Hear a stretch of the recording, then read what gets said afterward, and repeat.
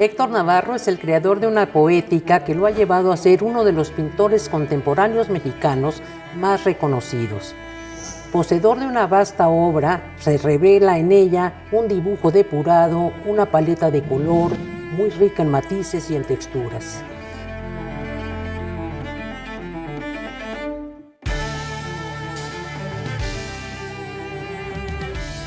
Héctor Navarro nació en 1937 en Guadalajara, Jalisco, y la Plaza de Toros El Progreso y sus corridas fueron la causa de sus primeros asombros, así como las historietas de Flash Gordon y El Fantasma. Estas fueron la fuente de sus primeros dibujos. Ante la pérdida de sus padres, sus hermanas mayores le apoyaron para desarrollar su talento artístico. En la secundaria pública, Héctor Navarro tuvo como maestro al pintor Jorge Martínez y a su vez él fue profesor suplente de dibujo durante 30 años en la hoy Escuela de Artes Plásticas de la Universidad de Guadalajara. Hizo de la enseñanza un camino de descubrimientos mutuos entre sus alumnos más aventajados y su propia ruta creativa. Corría el año de 1959 cuando participó en su primera exposición colectiva. La Casa de la Cultura Jalisciense mostró sus cuadros al lado de los de su maestro Jorge Martínez y de los pintores José Ibáñez y María Luisa González Aréchiga. Un año después, Héctor Navarro presentaría su primera exposición individual en ese mismo recinto. Su camino como artista plástico ya estaba trazado. En los años 60 participó en concursos, salones y bienales. La crítica de la época lo describe con puntualidad. Navarro trabaja, experimenta y arriesga. Ensaya en sus dibujos texturas y líneas, ángulos de perspectiva. Experimenta color y lo que resulta novedoso nos ofrece las posibilidades de medios en desuso.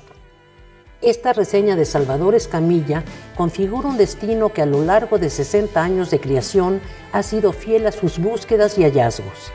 Héctor Navarro sigue encontrando y reencontrando en sus orígenes los leitmotiv de su obra, enfocando siempre su mirada hacia el arte abstracto, en ese movimiento de ruptura del cual fue parte junto con artistas de resonancia nacional con los que cultivó una amistad profunda. Hoy visito el Museo de las Artes de la Universidad de Guadalajara, MUSA, para ver la exposición Antología Secreta de Héctor Navarro.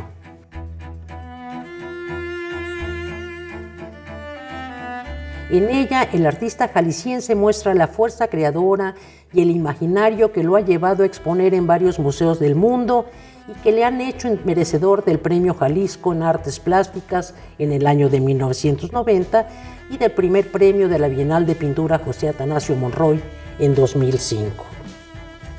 Héctor Navarro, un jalisciense universal.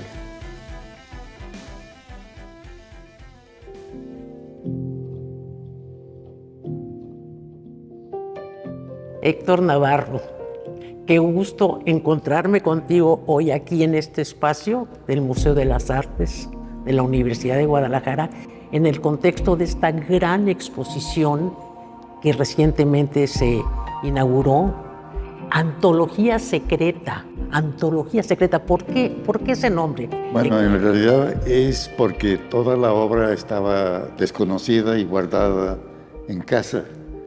Entonces la exposición es un descubrir lo que yo he estado haciendo los últimos años.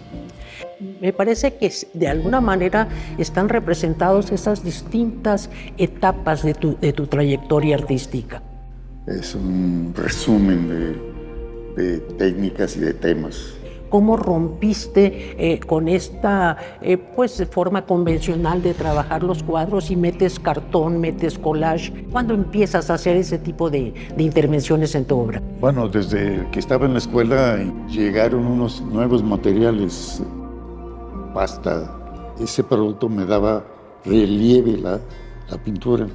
Entonces de ahí fue ir agregando al relieve, agregar otros materiales como cartón, como aluminio y mármol, marmolina.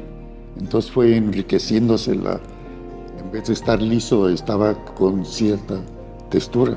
¿Cómo te inicias en el arte? ¿Por qué? ¿Cómo? ¿Cuál fue tu motivación? ¿A qué edad empezaste?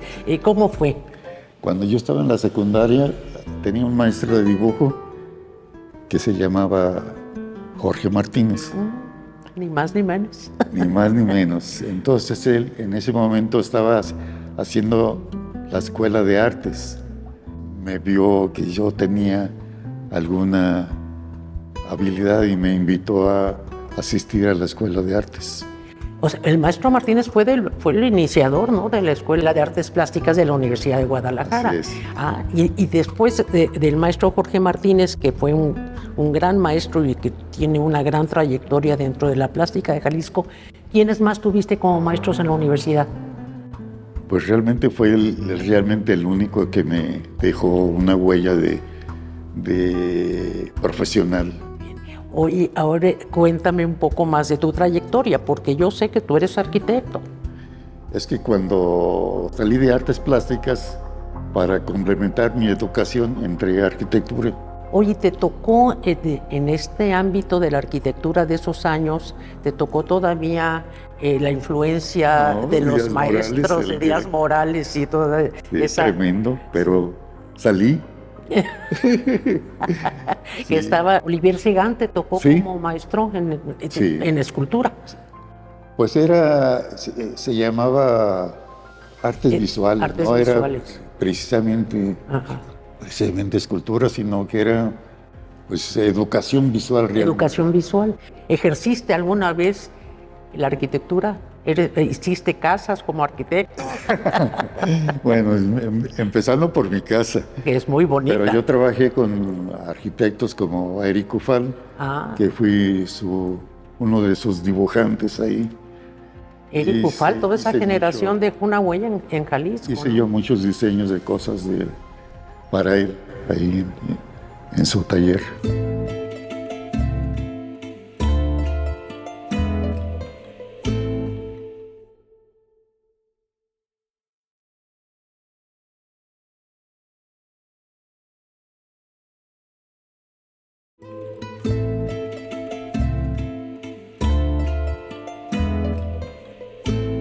Ah, qué bien. Pues fíjate que en esta exposición, no sé si está colocada cronológicamente o temáticamente, tú ya nos platicarás un poco más de eso. Hay una parte en donde expresas mucho colorido, en otras se basa un colorido mucho más austero, en otras está la forma sintetizada, como que tu abstraccionismo es a partir de una realidad interpretada que pasa por ti mismo y que tú reinterpretas. Ves una forma distinta de ver esa realidad y la condensas en formas muy sencillas, y después encuentro al final de la exposición piezas totalmente en donde la figura ya no aparece, de una abstracción total. Una de mi posición técnica es hacer una obra, la aprovecho, le saco, pero la siguiente espero mejorarla o cambiarla. O sea, no quiero repetirlo, sino aprovechar lo que hice en una vez y mejorarlo en la siguiente. Porque además tienes una gran experiencia también en la gráfica. Has hecho muchísima gráfica, ¿verdad? Así es. Sí. Sí, en la gráfica veo también esa parte en donde trabajas la figura muy sintetizada, muy concreta, con las líneas más elementales, y de repente te vas a la abstracción total. Así es.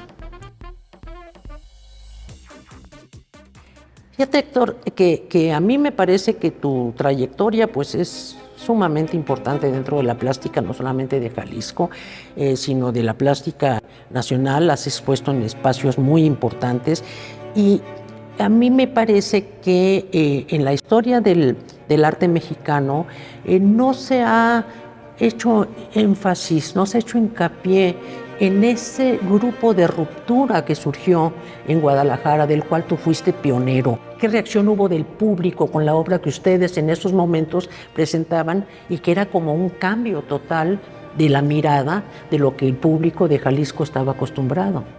Bueno, de hecho, la ruptura realmente empezó en 1965 en una exposición nacional que se llamó Artistas Jóvenes de México. donde la obra principal o obra premiada fue completamente abstracta. Entonces fue pues una ruptura. Y de ahí, pues en mi caso, pues yo estuve ahí.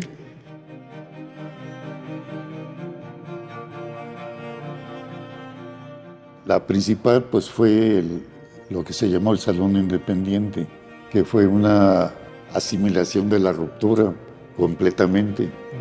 Y de ahí, pues, apareció para Guadalajara Miguel Aldana, que traspasó lo que se estaba haciendo en México, lo pasó aquí. Guadalajara le debe mucha visión moderna de la pintura a lo que se llamó Centro de Arte Moderno. Así es, que acaba de cumplir 50 años de haber sido creado, sí, que el Centro de Arte Moderno fue ahí un parteaguas realmente para el arte en Jalisco, y tú fuiste de los primeros iniciadores de ese centro, de los primeros artistas que junto con Miguel Aldana, Eduardo Vázquez Baeza, Lázaro Julián, por ejemplo, Nacho Aldapa, que creo que era de los más jóvenes, ¿no? Porque ustedes fueron realmente pioneros, ¿no? Sí. ¿Cómo fue tu encuentro? ¿Cómo fue tu entrada con ese círculo de la Ciudad de México, de estos pintores de la ruptura de México, que siempre te tomaron a ti en cuenta, fuiste parte de ellos? ¿Cómo entraste en contacto con Manuel Felgueres? Bueno, como yo había participado en la mencionada Artistas Jóvenes en México en el 65, y luego participé en la Confrontación 66, que también eran muy claves.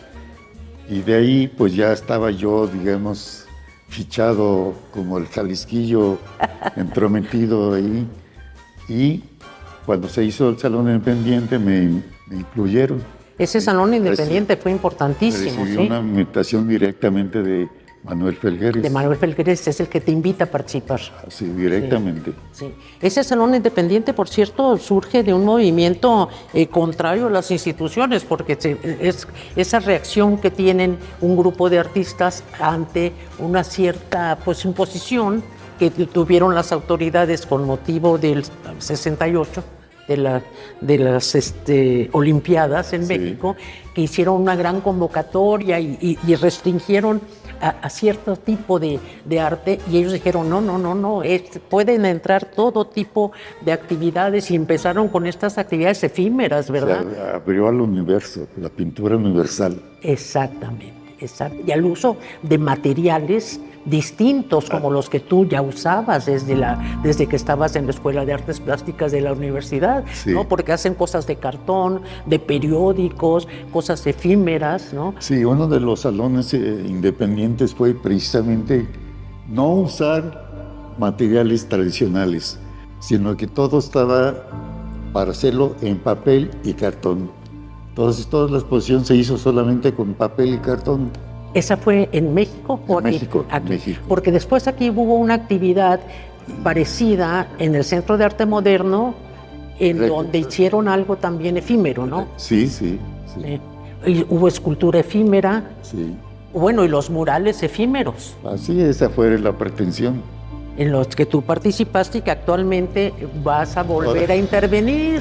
Así es. Porque qué interesante que tú eres un pintor de caballete muy exitoso, muy reconocido, pero también has incursionado en el arte mural.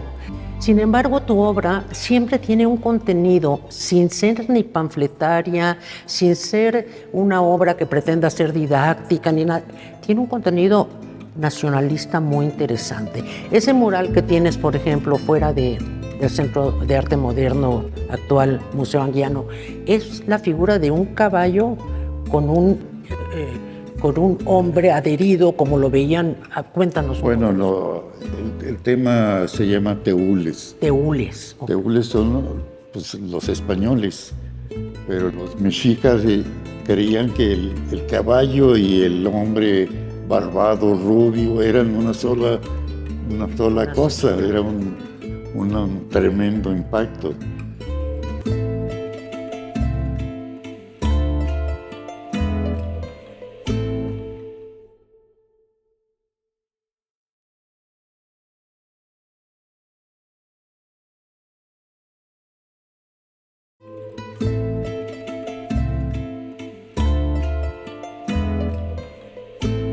Bien, pues antes de que nos des una vueltita por esta magnífica exposición, ¿cuántas obras? ¿Recuerdas cuántas piezas hay aquí expuestas? ¿Mías? Sí. 70. 70 piezas, es una gran exposición, realmente que orgullo que de alguna forma este recorrido, que te digo que de alguna forma es un recorrido por tu vida, pues se presente ahora y regrese después de tantas exposiciones que has tenido tan importantes, en espacios tan importantes, a un espacio que es tu alma mater, ¿sí? Sí. Al espacio de la Universidad de Guadalajara. Así es. Sí.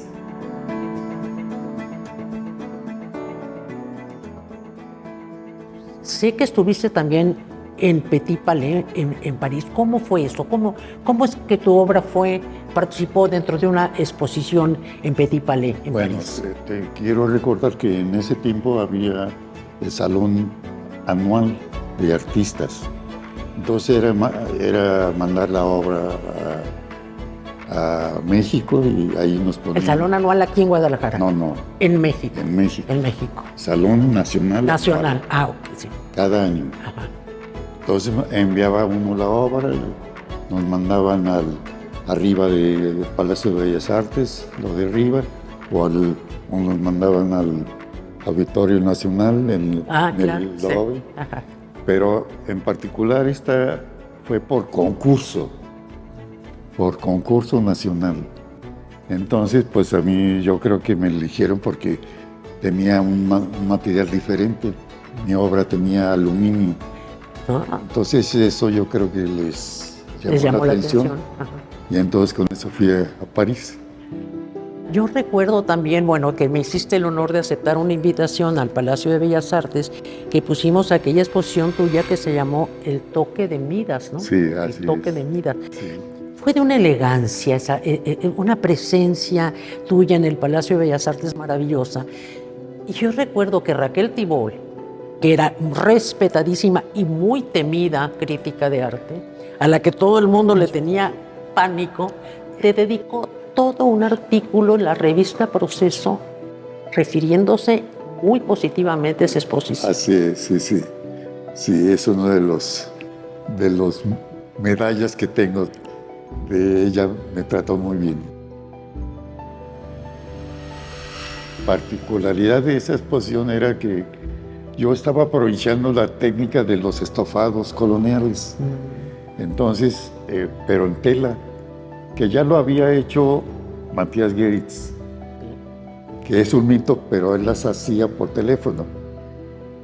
¿Cómo? A ver, ¿cómo por teléfono? Sí. Esos cuadros dorados Sí. de Matías Geritz, Sí, con hoja de oro, ¿no? Las Sí. cubría, sí. pero las hacía un artesano. El mito es de que Arauz me contó eso, de que Matías Geritz las encargaba, hazme uno de 2 metros por un metro por 1 metro dorado. Y era, bueno, es un mito. ¿No? Qué buena anécdota, muy divertida. Entonces yo esto lo hice, pero no haciéndolo liso, sino con textura, con relieve, Con esgrafiados. esgrafiado, Sí.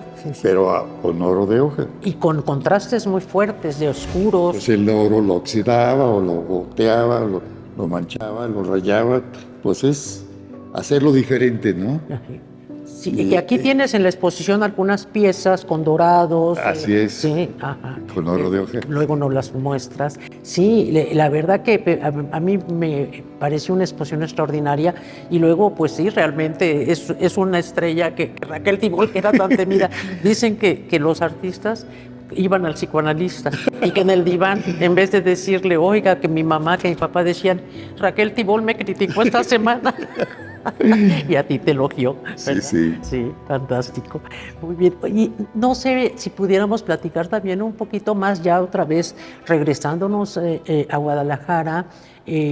¿Cuáles han sido, digamos, los momentos y exposiciones que has tenido aquí en el ámbito jalisciense que recuerdes con más entusiasmo? Bueno, aquí yo recuerdo mi primera exposición profesional que hice en la Casa de la Cultura. La Casa de la Cultura tan bella, que fue la primera Casa de la Cultura del país. Hizo Yáñez, ¿sí? En el que eran los 57, 50, por ahí, los años 50. Sí.